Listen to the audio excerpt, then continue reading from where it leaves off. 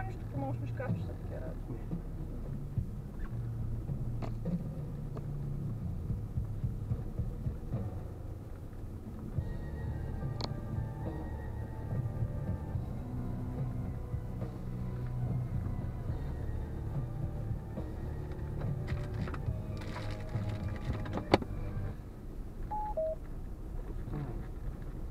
Не викаш, не е опасно?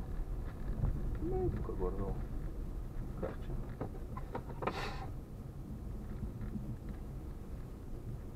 Я ще пуснем го тук, че май се случи.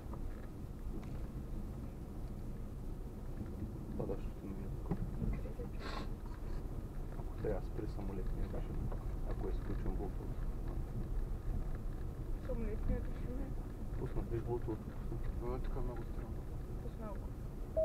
И спри самолетния режим. То е белия кашка или на тия?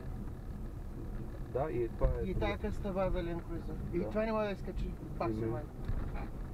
Какво да се прави? Тук после първа сняг ли нас? Не дойдоха на бия сняг? Не, дойдоха на разкопано малко. И там. Ние човека също се пробва се качи. Той карал е джип, знае какво става. Той ме пускал и на бавни даже. Аз лично бих пробвал. И тук беше много по-изчистено. Между явно вечерта снега си е натрупал пак.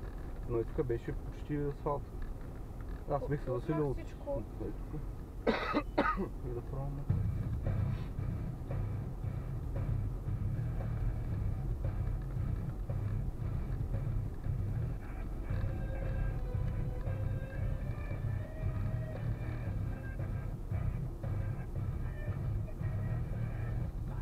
Но може и просто гумите им да не стават.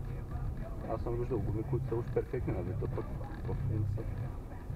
Ето, освен размера, нали, дълбочината на грайфера има значение, е огромна шарката. Ти откъде ги познаваш? От кръчмата ли? Отиваме си. Не, не.